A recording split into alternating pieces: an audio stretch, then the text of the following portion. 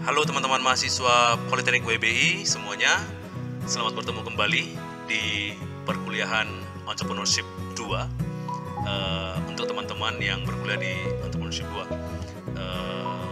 mungkin sudah cukup lama kita tidak bertemu, dan mungkin kalian terasa seperti kami mengabaikan kalian. Tidak, tapi kami tidak mengabaikan kalian, tapi kami sedang membuat perencanaan yang baik untuk nanti jauh lebih mudah bagi kalian melanjutkan perkuliahan E2 kita ini menuju kepada E3 ya.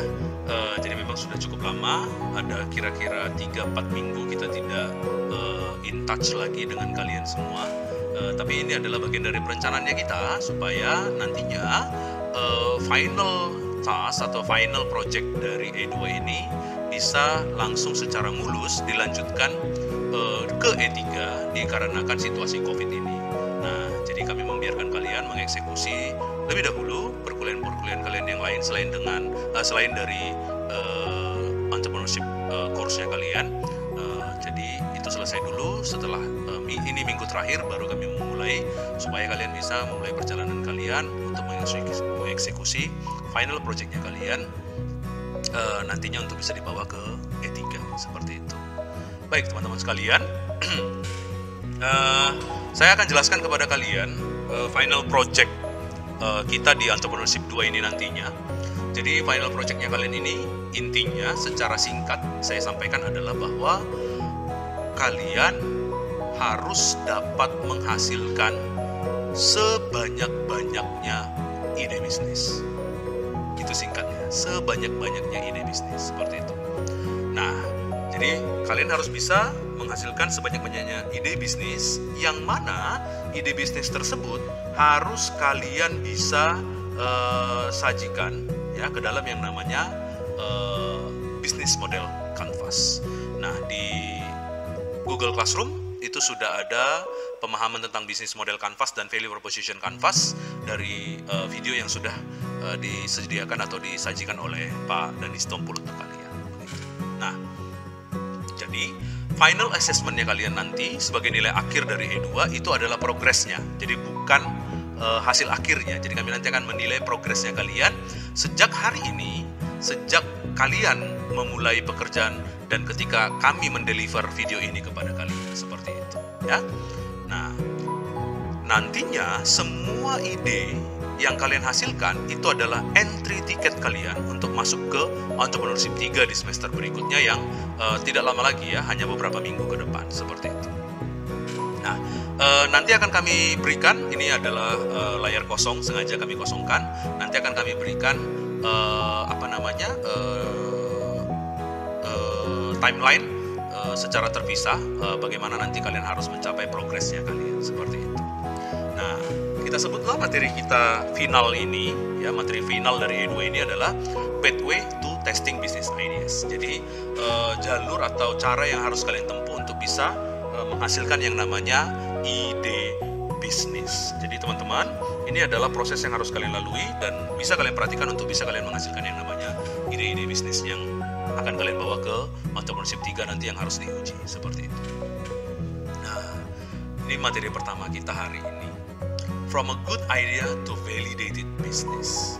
Nah, teman-teman sekalian, kalau kamu sekarang itu punya yang namanya ide bisnis di kepalanya kamu, jangan langsung jatuh cinta kepada ide yang ada sekarang di kepalanya kamu. Nah, kenapa? Karena kesalahan terbesar dari seseorang yang ingin memulai yang namanya bisnis adalah dia langsung jatuh cinta dengan ide yang ada di kepalanya dia. Nah, dengan langsung jatuh cinta, kalau terlalu cinta, kamu akan ingin buru-buru mengeksekusinya, ingin buru-buru memulainya. Nah, di sini jelas dikatakan bahwa mengeksekusi ide terlalu prematur, ya, mengeksekusi ide bisnis terlalu prematur itu akan membuat ya realitas dari ide yang kamu dapatkan itu adalah sebuah halusinasi.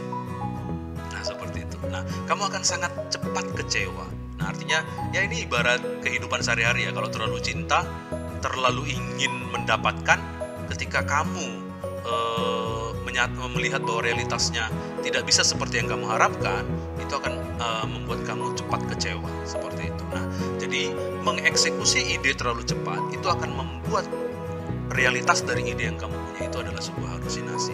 Nah, jangan membuat kesalahan dengan cara mengeksekusi ide bisnis tanpa mendapatkan buktinya. Nah, uji dahulu ide tersebut secara secara perlahan, secara detail, ya. Nah, dibanding kamu langsung jatuh cinta dan merasa, ini udah paling hebat gitu. Nah, itu. Jadi jangan terlalu cepat jatuh cinta kepada ide pertama yang ada di kepala kamu. Ketika kamu memiliki ide, kamu cari semua informasi terkait ide tersebut dan uji. Setelah kamu mencari dan mengujinya, lalu mendapatkan bukti yang cukup untuk menyatakan bahwa ide ini dapat dieksekusi, ide ini dapat berjalan dengan baik, maka disitulah kamu mulai melakukan eksekusi dan mendirikan sebuah bisnis. Nah, lihat ya, kesalahan paling tinggi dari seorang entrepreneur dan inovator adalah dia tidak menurunkan resiko dan ketidakpastian, ya. Dia tidak mau menurunkan resiko dan ketidakpastian. Artinya, ketika kamu tidak punya bukti yang cukup, ketika kamu tidak punya informasi yang cukup terkait ide bisnis tersebut, itu kamu membuat resiko yang sangat tinggi di ide bisnisnya kamu dan membuat ketidakpastian menjadi sangat tinggi di ide tersebut. Nah, artinya yang harus dilakukan oleh seseorang yang ingin mendirikan sebuah bisnis adalah dia harus discovery dulu pertama sekali. Ya, di discovery itu kita menguji semua asumsi, mendapatkan semua informasi yang yang dibutuhkan secara cepat seperti itu ya, semua informasi yang dibutuhkan secara cepat. Lalu melakukan validasi. Semua informasi yang kita dapatkan divalidasi dan kita buktikan dengan setiap bukti yang sangat kuat sehingga kita bisa tahu bahwa ide bisnis tersebut dapat berjalan dengan baik atau dapat dilakukan. Lalu setelah itu kita melakukan eksekusi, mendirikannya menjadi sebuah bisnis. Nah, kalau proses discovery dan validasi, discovery and validation kita lakukan, berarti kita mencoba menurunkan yang namanya ketidakpastian dan risiko dari suatu ide bisnis. Nah, seperti terlihat di gambar ini, lihat, ini seperti tali atau benang yang sangat kusut, yaitu berbagai macam ide yang kemudian kita uji asumsinya dengan berbagai bukti dan kita dapatkan semua informasi terkait ide-ide ini semua sampai akhirnya kita bisa melakukan dan seperti yang kita lakukan di HCD ya, melakukan sintesis apa informasi-informasi yang kita dapatkan sehingga kita terbentuk semakin lama semakin menjadi sebuah benang yang lebih teratur seperti itu teman-teman ya.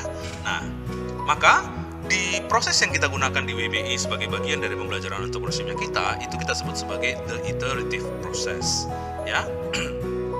Nah, iterative prosesnya kita ambil dari bukunya Testing Business Ideas-nya Alexander Osterwalder dan David Bland ya, David Bland. Nah, maka di sini kalian bisa lihat bahwa yang kita lakukan itu adalah mendesain bisnisnya dulu, mendesain ide bisnisnya dulu, membentuknya ke dalam yang namanya bisnis model canvas, lalu nanti mengujinya. Jadi proses yang kita lakukan, proses iterasinya itu adalah punya ide, tuangkan ke dalam bisnis model dan value proposition, nanti diuji, kemudian itu akan menjadi sebuah bisnis yang berdiri dan menghasilkan yang namanya revenue atau pendapatan seperti itu. Nah, di materi ini saya akan menjelaskan kepada kalian bagaimana bisnis design dilaksanakan dan ini adalah final projectnya kita untuk Entrepreneurship 2.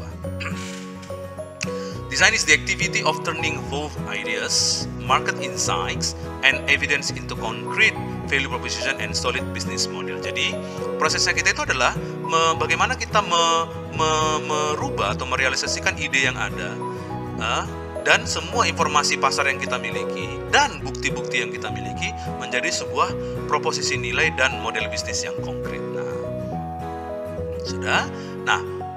Sebuah desain bisnis yang baik itu harus berdasarkan model bisnis yang kuat, ya. Sebuah bentuk model bisnis yang kuat yang dapat memaksimalkan pendapatan dan dapat berkompetisi dengan semua produk dan harga dan teknologi yang ada di sekitarnya. Ya, risikonya adalah kadang-kadang kalian nanti punya ide bisnis tapi tidak punya akses kepada sumber daya yang dibutuhkan untuk mengeksekusi bisnis-bisnis yang harus kalian lakukan, misalnya teknologi, intellectual property atau hak cipta, merek dan lain sebagainya. Nah, maka kemudian juga kalian tidak bisa mendapatkan yang namanya aktivitas-aktivitas kunci. Kalian nggak bisa mengerjakannya, kalian nggak punya kemampuan melakukannya, atau nggak punya partner yang bisa kalian butuhkan untuk melakukannya. Nah, maka itu semua yang kita sebut sebagai risiko seperti yang diungkapkan di sini tadi. Nah, maka jadinya di iterative proses ini kita coba menurunkan risiko-risiko tersebut, ya, menghilangkan ketidakpastian tersebut sehingga model bisnisnya kita bisa lebih kuat seperti itu. Nah, di awal itu adalah dengan cara mendesain timnya terlebih dahulu, teman-teman. Nah, tim seperti apa yang kita butuhkan dalam menjalankan suatu bisnis? Kemarin kalian sudah desain timnya kan, teman-teman sekalian? Nah, maka berangkatlah dari tim itu. Belajarlah untuk bisa menciptakan cross-functional skill set. Jangan membuat tim yang keahliannya sama semua. Karena itu kami minta kalian untuk bisa membuat tim yang berasal dari lintas prodi. Karena itu punya skill set yang berbeda-beda. Jadi jangan punya tim yang kemampuannya seragam. Kamu harus bisa memiliki tim yang punya kemampuan fungsional yang berbeda-beda. Itu akan sangat penting dan sangat baik untuk membangun motivasi di dalam timnya kalian. Ya, nah di commonly required skill-nya yang pertama itu kalian harus punya tim yang punya kemampuan desain, punya kemampuan membuat sebuah produk, punya kemampuan memahami teknologi, punya kemampuan memahami legal, punya kemampuan membaca data, memahami data, punya kemampuan menjual. Nah, ini bagi teman-teman MPI penting ya, seperti itu ya. Nah, pemasaran, riset, kemampuan riset, dan kemampuan keuangan. Artinya, kemampuan-kemampuan ini minimal ada di dalam beberapa kemampuan ini minimal ada di dalam timnya kamu. Tidak harus semuanya ada, ya, tapi minimal ada kemampuan itu diketahui. Misalnya, si A punya kemampuan desain, Pak, punya kemampuan desain, punya kemampuan teknologi. Nah, maka dia penting di dalam timnya kamu. Si B, Pak, punya kemampuan keuangan, tapi nggak punya kemampuan yang lain. Oke, dia penting di timnya kamu. Maka, bukan berarti juga keuangan hanya anak akuntansi ya, teman-teman ya. Itu kalian juga bisa, anak MPI juga mungkin punya kemampuan mengelola keuangan karena belajar juga akuntansi. Nah, artinya teman-teman, kemampuan ini bukan terkait prodinya saja, tetapi kemampuan seseorang untuk dapat melakukan. Jadi jangan seragam kemampuan dari beberapa orang di dalam satu tim, seperti itu. Nah, bagaimana jika kita nggak punya kemampuan itu? Nah, jika kita tidak memiliki suatu keahlian tertentu atau tidak dapat bekerja sama dengan pihak eksternal, maka lakukan evaluasi atas teknologi yang kamu miliki nantinya. Sehingga gantikanlah ketidakmampuan kamu di dalam skill yang tadi tidak ada di dalam timnya kamu itu ke dalam yang namanya teknologi. Nah, testing tools. Nah, tidak semua teknologi harus ada. Tidak semua adalah sulit. Jadi banyak alat yang dapat digunakan untuk membantu yang tidak harus memiliki keahlian yang tinggi. Misalnya desain. Pak, kami nggak punya keahlian desain. Nggak usah khawatir, kamu tidak harus tahu Photoshop sekarang. Nah, ada Canva, ada banyak aplikasi-aplikasi lain yang bisa membantu kamu untuk melakukan yang namanya desain seperti itu. Oke? Nah, misalnya legal, Pak, kami nggak ada orang hukum, Pak. Nah, tapi sekarang ada podcast yang bisa bantu kamu memahami tentang hukum, dengerin podcast. Nah, seperti itu. Jadi, kalau kamu tidak punya keahlian, maka jawablah keahlian tersebut ke dalam yang namanya teknologi, seperti itu. Entrepreneurial experience. Di E1 udah kita jelasin, practice, seperti itu. Entrepreneurial experience, seperti yang udah kita bahas di E1 kemarin, kamu harus kamu harus fun, skills of play, kan gitu ya, skills of creativity, kamu harus memiliki kesabaran untuk berperilaku kreatif, skills of empathy, harus bisa berempati, ya, skills of experiment, harus berani mencoba, ya kan, dan reflection. Maka practice, and practice. Itu entrepreneurial experience yang kita jelaskan di sini. Diversity, keberagaman itu justru membuat kita bisa mengendalikan ketidakpastian. Yang kamu tahu kan belum tentu kamu tahu semua kan. Ada yang kamu tidak tahu, orang lain tahu. Ada yang kamu tahu tapi orang lain tidak tahu. Maka keberagaman di dalam satu tim itu sangat penting. Begitu teman-teman. Nah, kemudian team behavior. Nah, perilaku dari tim juga penting. Bagaimana seharusnya suatu tim bertindak. Nah, suatu tim yang berhasil itu dia harus berbasis kepada data, bukan opini, bukan perasaan. Kayaknya sih, nah itu nggak bisa. Menurutku sih bisa, tapi itu hanya opini, itu hanya perasaan. Perasaanku sih bisa, nah itu nggak bisa. Tim yang baik harus dipengaruhi oleh data, harus jelas datanya, berapa persen, harus berdasarkan bukti yang valid dan data yang valid, seperti itu. Harus berdasarkan eksperimen, ya, harus berani mencoba dan tertantang, jangan dibatasi. Udahlah, cukuplah segitu. Itu bukan bahasa yang baik di tim entrepreneurship-nya kita. Udahlah ya, misalnya 2 kali gitu. Sebanyak mungkin kamu melakukan eksperimen, semakin banyak informasi yang kamu dapat, semakin terang apa yang kamu bisa lakukan sebagai langkah atau keputusan berikutnya. Harus customer centric. Udah belajar kan HCD? Human centered. Ya, jadi harus customer centric. Jadi bukan keinginannya kamu, tapi harus dari keinginan atau sudut pandangnya si customernya kamu.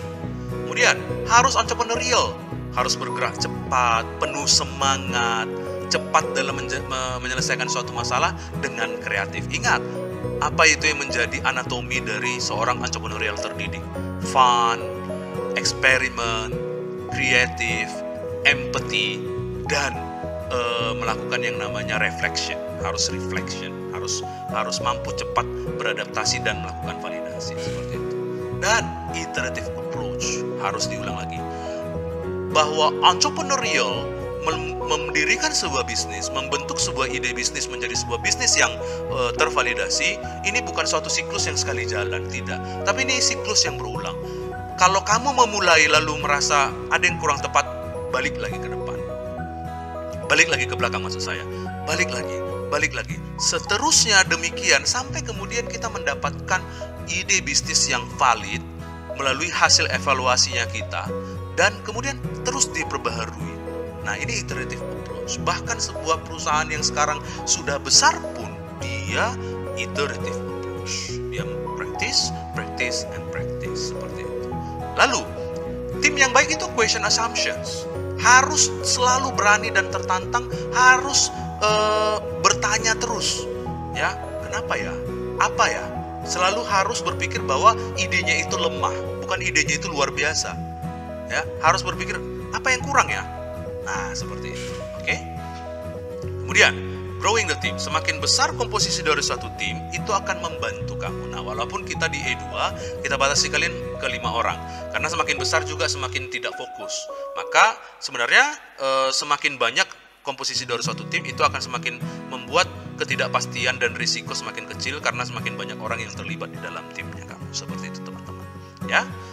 Nah, design the team. Bagaimana membuat lingkungan dari suatu tim dapat berkembang? Itu lingkungannya harus dibangun. Tim harus dedicated. Dia harus memang mau ngasih hatinya. Jadi kalau ada timnya kamu tidak ngasih hatinya, keluarkan dia. Kami bebaskan loh. Kamu boleh mengeluarkan seseorang atau jual beli pemain, istilahnya kita. Seperti itu. Harus funded. Harus mau juga mendanai, dan sebuah tim harus punya dana. Jadi kalian harus sudah menetapkan berapa dana awal yang kalian siapkan masing-masing untuk bisa mendirikan sebuah bisnis bersama-sama. Autonomous. Orang harus mau bekerja secara otonom. Nggak usah harus disuruh, teman-teman. Dalam tim kamu harus bisa memiliki inisiatif untuk mengerjakan apa yang perlu kamu lakukan. Seperti itu. Oke. Kemudian tim membutuhkan support. Semua harus saling support. harus ada yang bersifat pemimpin. Coaching itu kami sediakan. Kamu akan mendapatkan itu dari kami nantinya. Harus punya akses. Kepada siapa? Kepada customer. Jadi kalau customernya kamu belum ada juga, ya itu susah juga. Kepada sumber daya. Semua orang harus bisa menyumbang sumber daya ke dalam timnya kamu. Harus punya direction. Harus punya tujuan, punya arah maksudnya. Jadi membangun sebuah tim menuju sebuah ide bisnis yang baik, harus dijelaskan strateginya, teman-teman. Harus jelas strateginya. Harus jelas guidance-nya. Jangan orang hanya mengerjakan suka-sukanya. Benar tadi harus otonomus. Harus dia mampu bekerja sendiri, tapi mengerjakan yang ada di dalam strategi yang sudah dibentuk. Ada di dalam guidance yang sudah ditetapkan. Jangan lari kemana-mana, seperti itu. Dan setiap tim itu harus membuat KPI-nya masing-masing. Jadi setiap orang terkendali apakah pekerjaannya sudah tercapai atau tidak. Sehingga jangan hanya ngomong, dia nggak kerja Pak, padahal kalian tidak buat KPI. KPI itu ngerti ya teman-teman ya? Key Performance Index ya. Jadi harus ada jelas rincian capaian kinerjanya. Capaiannya apa seperti itu. Misalnya si B, kamu B harus cari bukti ya bahwa ini akan bisa dibeli oleh orang-orang. Nah buktinya berapa? Jangan hanya bilang ada atau tidak ada. Harus jelas. Berapa? 7 dari 10 atau 20 dari 30 atau 49 dari 50. Harus jelas dengan angka-angka. Itu yang disebut sebagai capaian kinerja. Nah, maka tugas kalian pertama itu adalah mendesain timnya kalian dengan baik. Bagaimana memastikan bahwa tim sudah selaras? Itu menggunakan yang namanya Team Alignment Map. Nah, maka kalian perlu menetapkan Team Alignment Map ini berdasarkan desain the team ini ya. Nah, misalnya ini udah ada kanvasnya nanti di slide berikutnya dan kami akan berikan kepada kalian. Mission. Nah, missionnya ini kalian udah pasti missionnya adalah menghasilkan ide bisnis yang tervalidasi untuk kalian launching di Entrepreneurship 3. Itu misinya kalian teman-teman ya. Menghasilkan ide bisnis yang tervalidasi untuk dibawa ke Entrepreneurship 3. Periodenya 1 tahun. Ya, berapa lama kalian akan menjalankan ini? Ya, 1 tahun ke depan. Seperti itu. Kemudian, apa tujuan dari timnya kalian? Nah, apa tujuannya kalian? Apa yang ingin kalian capai? Yuk, maka bicarakan nih. Kira-kira kalian mau akan memberikan solusi ke arah yang mana? Nah, maka kalau tujuan ini harus bisa berangkat dari permasalahan yang kalian anggap penting untuk diselesaikan sebagai bagian dari ide bisnisnya kalian. Kemudian, keempat, identifikasi joint komitmennya kalian. Komitmen apa yang dilakukan oleh setiap orang di dalam timnya kalian. Nih, what does what? Who does what? Maksudnya, who does what? Apa yang dilakukan setiap orang di dalam timnya kalian. Nah, yang kelima, what resources do we need? Apa sumber daya yang dibutuhkan? Nah, ingat teman-teman, ini nggak bisa berhenti saja ya, begitu saja. Artinya ini bukan pekerjaan yang satu siklus teman-teman ya. Ini bisa dimulai dari 1, 2 sampai 9, kemudian balik lagi ke 1 boleh. Jadi ini siklus ya, berulang seperti itu. Lalu yang keenam, tuliskan resiko terbesar yang mungkin hadir dan muncul ketika kalian menjalankan proyeknya kalian ini nantinya. Nah, apa yang akan menghalangi kalian untuk bisa berhasil? Pikirkan nih, apa kelemahan-kelemahannya kalian.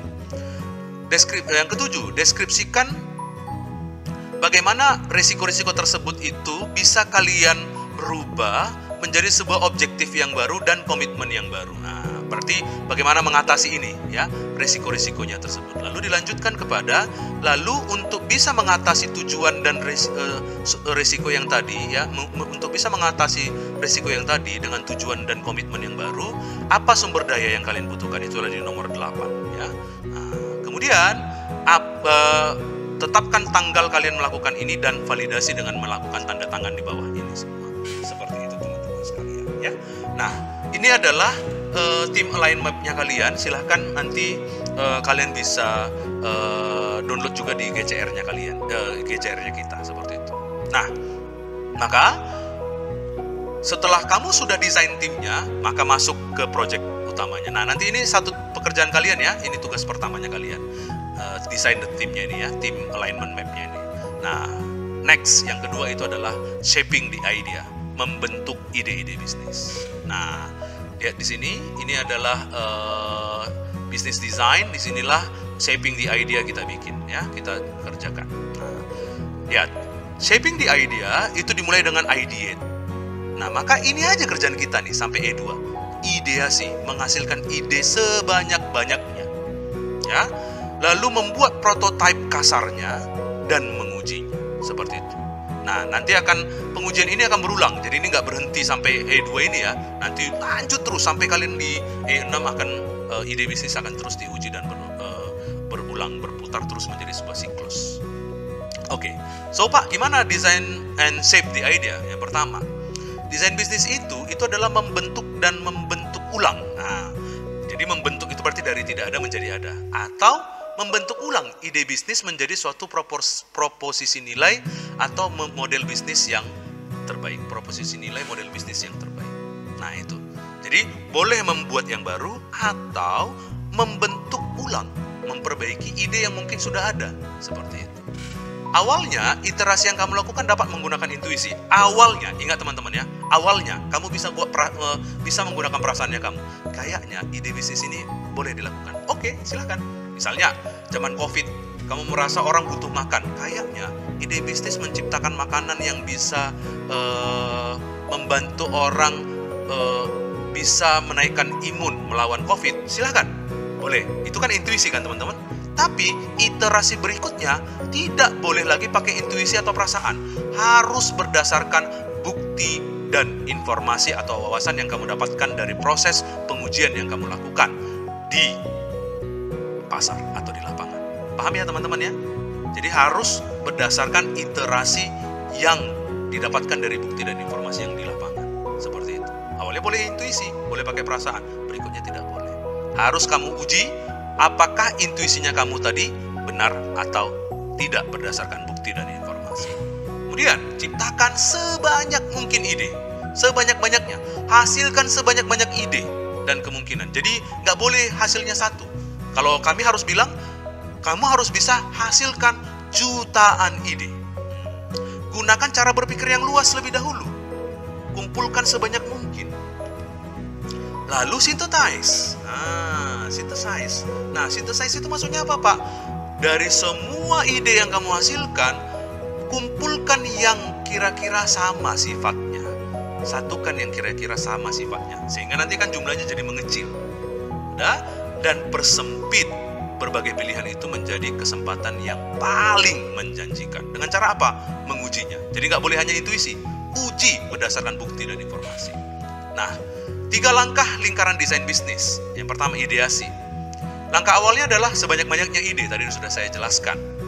Ya, dengan intuisimu lebih dahulu, tapi menggunakan informasi dan pengajuan ide yang kamu hasilkan semakin memperkuat idenya yang kamu miliki. Jadi dari proses pengujian di lapangan akan bisa tercipta ide-ide lain tentunya. Seperti itu. Jangan pernah jatuh cinta pada ide pertamanya kamu. Percaya itu. Kemudian, lakukan prototipe bisnis. Persempit berbagai kemungkinan yang dihasilkan dari ideasi dengan menghasilkan prototipe bisnis. Dengan cara apa? Misalnya, kamu bisa pakai sketsa gambar. Uji nih sketsa gambarnya.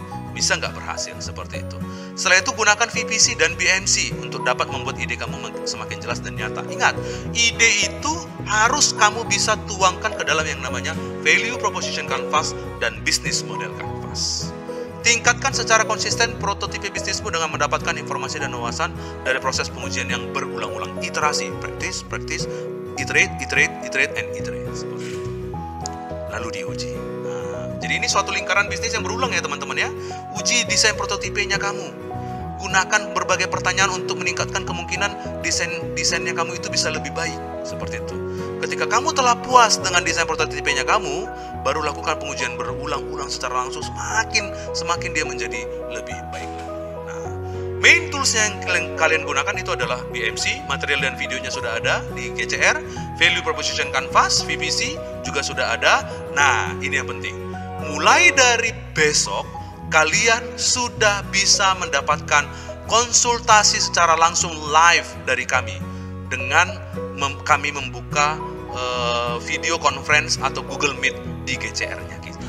Nah, seperti itu. So, sekian teman-teman yang menjadi penjelasan kami di final projectnya kalian untuk E2 ini. Selamat mengerjakan, semoga kalian bisa mencapainya. Dan kalau ada pertanyaan, jangan sungkan untuk bertanya kepada kami di live conference di Google Meet yang ada di GCR-nya kita, kalian masing-masing, seperti itu. Sekian dan terima kasih, dan sampai jumpa di live-nya kita, dan semoga kalian bisa mengerjakan dengan baik. Dan jangan lupa stay safe, tetap gunakan masker, dan kalau boleh di rumah aja. Thank you.